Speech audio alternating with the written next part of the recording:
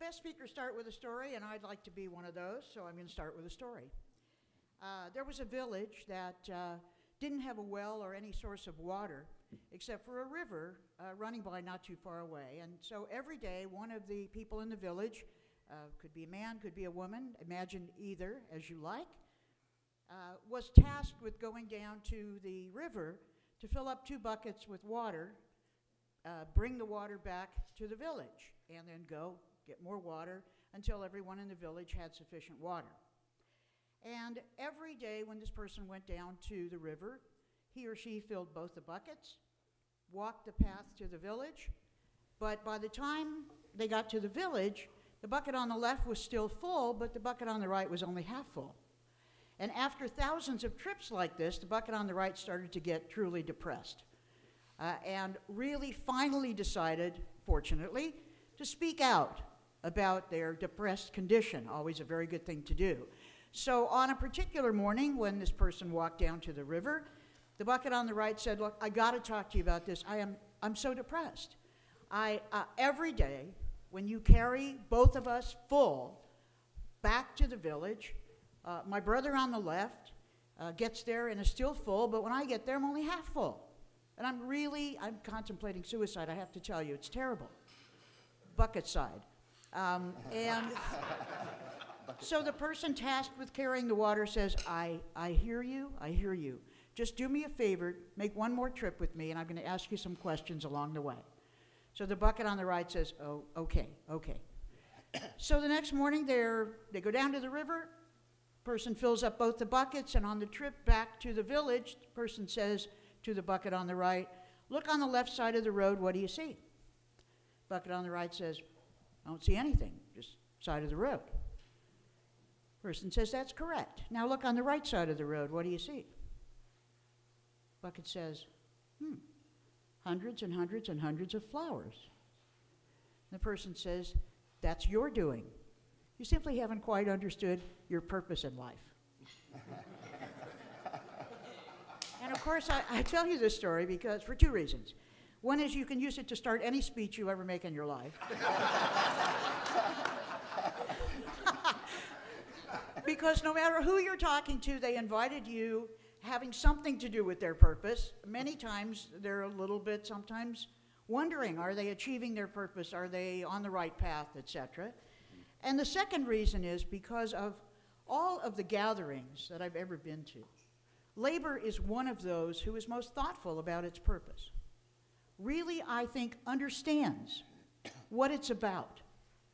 And it's Local 21 clearly understands. I mean, Nation magazine no doubt got it right, but there's always more understanding, I think, about our purpose in which we can engage. So I was asked to come here and talk about healthcare. And healthcare is kind of more than just when you go to the doctor. These days, of course, it has a lot to do with prevention, has a lot to do with mental health, has a lot to do with sort of the kind of life that one can live that actually extends their life at the end. And I know that you know that as union members, we didn't always have health care as a benefit. We started out in the early days really talking mostly about wages, somewhat about conditions, but mostly about wages. Then we started talking about pensions because we had a notion that after we leave our work, having done the work that we did, many times not as well paid as in the private sector, we needed a pension. There wasn't a lot of thought, though, about health care because there wasn't really the issue of health insurance for a very long time. But once it became clear that they could make a lot of money out of insuring us in terms of going to the doctor or going to hospitals, you can bet that the healthcare insurance industry just burgeoned. And not very long ago, the law stood that healthcare insurance companies could not be for profit. And then it changed. And I know that you've heard about the Wellness Foundation, the endowment. These are transition or conversion foundations. And the reason they're called that is because when the health insurance companies were allowed to go for profit, they were required to contribute the current sort of diminished value of the whole firm. So the endowment started out with a $3 billion endowment when the Blues converted to be for profit. Same thing with Aetna, same thing with so many for-profit companies. So healthcare for us, once we fought for it, once we achieved it, it's still at risk, and it's at risk really because of the insurance company's ability to raise premiums, to limit coverage, to make the changes that we've all seen being made. And I know that employers worry about this, even if they want to do the right thing. And certainly municipal and county and public employers worry about it as well, though it is part of our bargaining, and we've bargained fairly well about health care. But now we see pay cuts in our public sector. Now we see threats to our retirement, and in some cases, some diminishing in terms of new members in our retirement. It's at risk. Not only that, but we've seen attempts, some of them successful, to shift the risks and the costs onto employees, onto our unions. So what has happened? Well, some of it is envy on the part of private workers. Now, I don't say this in a real negative way, but they themselves, not being part of organized labor, have had no power, no ability to really protect themselves. And so they have been cut. Their wages have been cut. Their pensions have been cut, or no pensions at all. Their health care has vanished, if they ever had it. And what happens? Instead of saying, look how wonderful it is what public unions have or public employees have, they've said, I don't have it, so I don't want you to have it. And that really has become red meat for the right wing. They try to demonize us so that it'll be easier to hurt us. Any of you, and I see there are plenty in this room that belong to any kind of minority in this country, and I'm now including white men.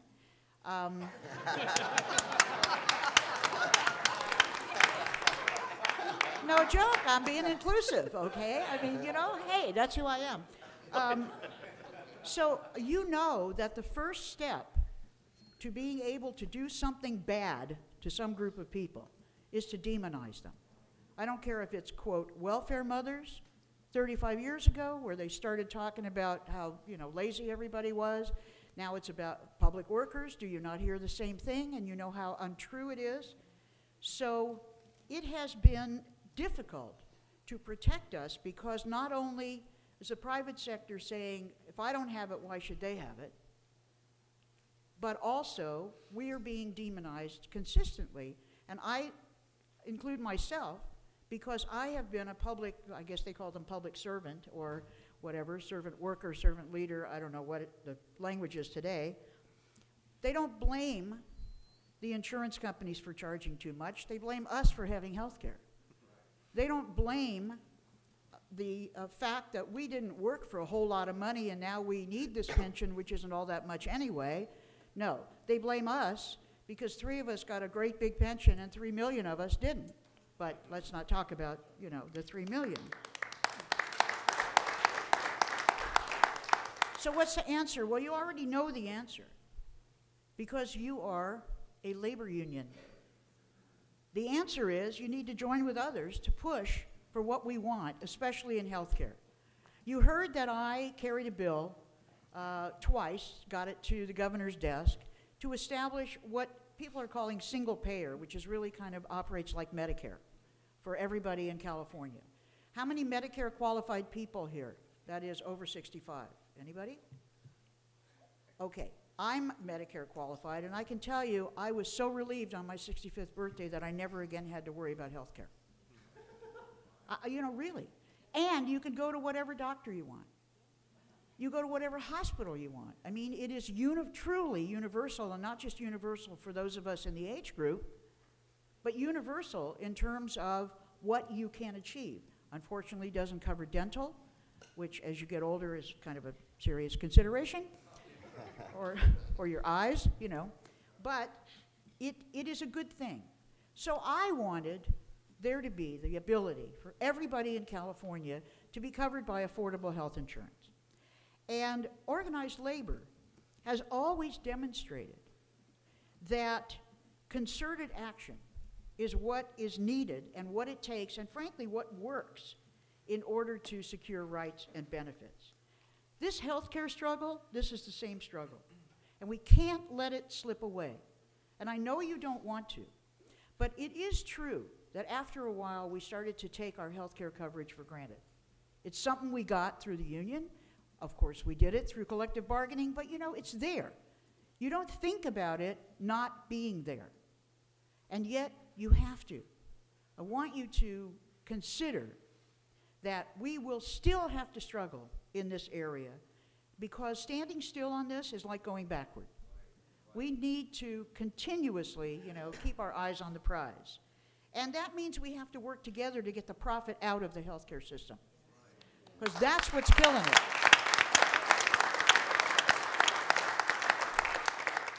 The Affordable Care Act, which even the president is now proud to call Obamacare. I saw a great bumper sticker right before the election that said, Obama cares. And I thought, yeah, take it and use it, you know. The Affordable Care Act, it's a very good start. I really support what the president went through to get it. I really support what California Congress members went through to try to achieve it. They even had a public option in it when it left the House, but the Senate killed that part of it. But it's done some very good things. It means that insurance companies can't turn people down because of pre-existing conditions. That was a big, big thing, and good for them. It means that children can stay on their parents' insurance for longer. And if any of you have boomerang kids at home, my nephew's a boomerang kid, and he's really happy about it. Of course, he's just aged out even of that coverage. It identified what it means to have basic coverage so that you can't have these little cheap knockoff kinds of policies anymore, although there's still going to be a few problems, and you look. And also it required state exchanges, so there would be some participation by a lot of insurance companies with the idea that there would be affordable health care. But we have no public option. And the reason I like a public option, several reasons. San Francisco has done a very interesting public option, not available to you, but a very, very good one. If I get to be a supervisor in LA, that's just a little plug because my race is going to be coming up. I hope that we can do something. We can't do similar because we've got 88 cities, not just one, in our county, and so we can't put business taxes on everybody, but there already is a kind of public option. That is a very important step, I think, and one of the things that we may, in a concerted way, want to think about supporting. Doesn't necessarily create universality in healthcare, but I think it could make things more affordable. And that is a very important thing for our employers, because cities and counties and water districts and school districts, it's no mistake that virtually every school district in the state was in favor of the single-payer bill. LA Unified, which you know is, well, I think the technical term is humongous. LA Unified was very enthusiastically in support because they would save millions, and not just in the single-digit millions, but in the double-digit and triple-digit millions of dollars if there were a single-payer system. But if we are to move to any kind of universal coverage in California, labor's going to have to lead the way. They're going to have to lead the way. We're going to have to lead the way because, first of all, there's a lot of us. Second of all, we can organize. Look what we've done, not just on Prop 32, but in 2 elections before that. Sometimes having to fight against, sometimes having to fight for, but we've been very, very effective. Concerted action. And you're even starting to read it in the paper. Labor is under attack everywhere, but it's strong in California. It's growing in California. It is, as you've identified today, on the rise. It is on the rise, and I think it will continue to be. We've rejected anti-union forces, and we can help the state while we're helping ourselves and helping others. Because the state also pays a humongous amount of money for its employees' for health care. So the state is also getting stronger. I liked the state of the state, what I could understand from the stories that the governor gave the other day. I did understand the little train that could, okay, that was more in my area. But the state is still getting healthy. And I think our concerted action around health care, if we decide to undertake it, can help the state as well. Still, I'll tell you what else is on the rise in California, and maybe even other places, and that is, finally, optimism. We are feeling more optimistic. Not perfect, but a little bit more. We've rejected the right wing in California. We have strongly, strongly rejected their... We've got Obama for a second term, and that was, I think, a very, very good thing for all of us. And his focus in his inaugural address on so many things that I'm old, so I cry very easily, but even when Beyonce was singing, I was crying. You know what I mean? And it was beautiful, though. She did a beautiful job, I thought. But the focus on equality is one that I think is very important to us, because the way we talk about equality in organized labor is not just about what other people have called identity politics. It's not only about race, though we're conscious. It's not only about gender, though we're conscious. It's not only about sexual orientation or ability or disability, though we are conscious. What it's really about is the equality of working people to have opportunity, to have what kind of equality? Economic equality. That is the biggest inequality in this country.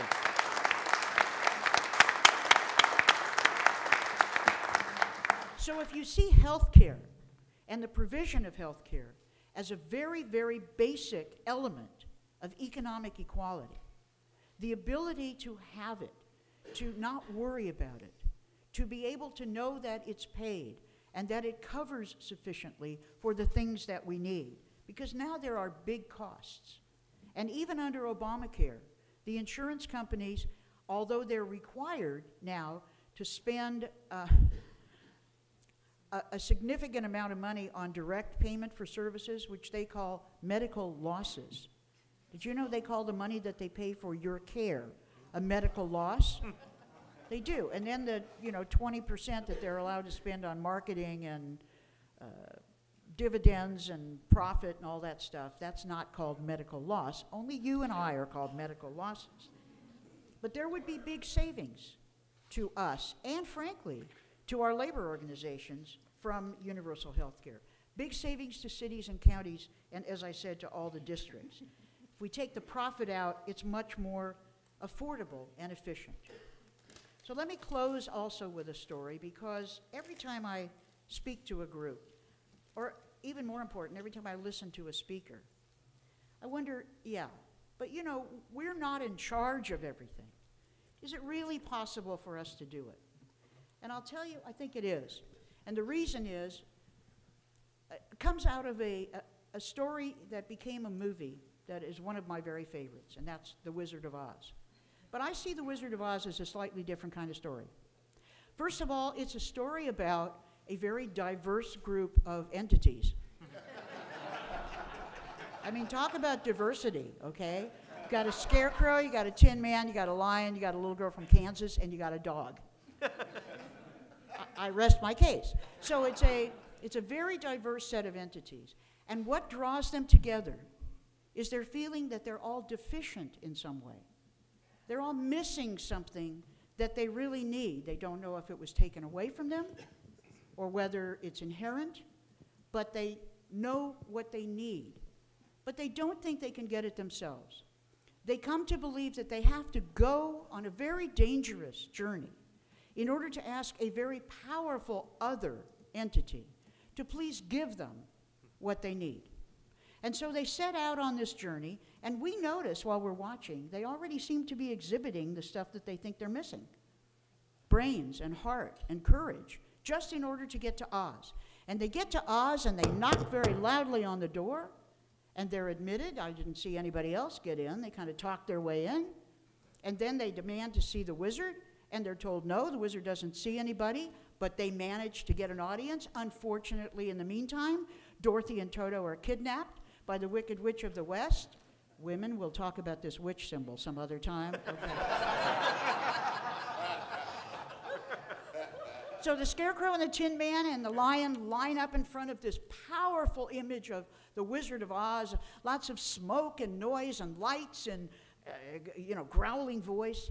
And he tells them, I will give you what you want, but you must bring me the broomstick of the Wicked Witch of the West.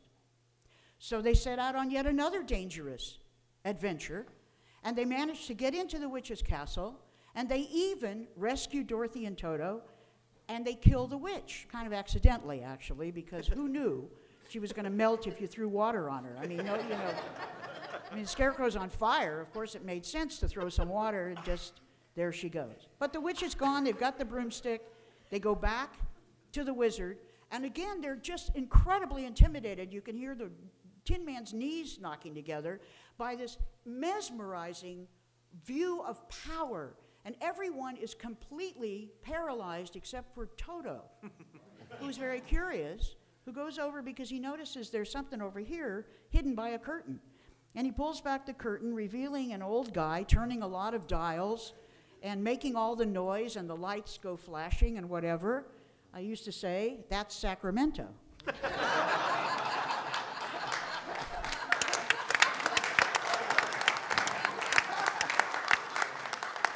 And of course, the first thing that the wizard says is, pay no attention to the old man behind the curtain. Well, that doesn't work. You know, it's just too late. They've discovered there is no wizard. Now, that is not good news. If you've gone all this way to try to get a magical entity to give you what you need. And if the movie ended there, it would be a total bummer, but it doesn't. The wizard comes out with a bag. And he says, look, I'm going to tell you some secrets. Scarecrow, most people have no more brains than you have. What they have is a diploma. And he pulls a diploma out of his bag, and he hands it to the Scarecrow, who then goes E equals MC squared, which all you engineers know is just a sure sign of intelligence. And he says to the Tin Man, you know, Tin Man, most people have no more heart than you do. What they have is a testimonial dinner where they're given a watch that says, great humanitarian. And he pulls kind of a heart-shaped clock out of his bag and gives it to the Tin Man, who puts it in his chest, where we also keep our tickers. And immediately the Tin Man starts crying oil tears, which we remember at that moment he's kind of been doing all along. And the wizard says to the Lion, you know, Lion, most people have no more courage than you have. What they have is a medal that says valor. And he pulls such a medal out of his bag and pins it kind of Marine fashion on the poor Lion, who then becomes the security chief of Oz in the next book. So what's the moral? The moral is we've already got what we need. We've got it inside, we've got the talent, we've got the drive. We can do it, we have done it, and we will do it. Keep up the good work. Thank you.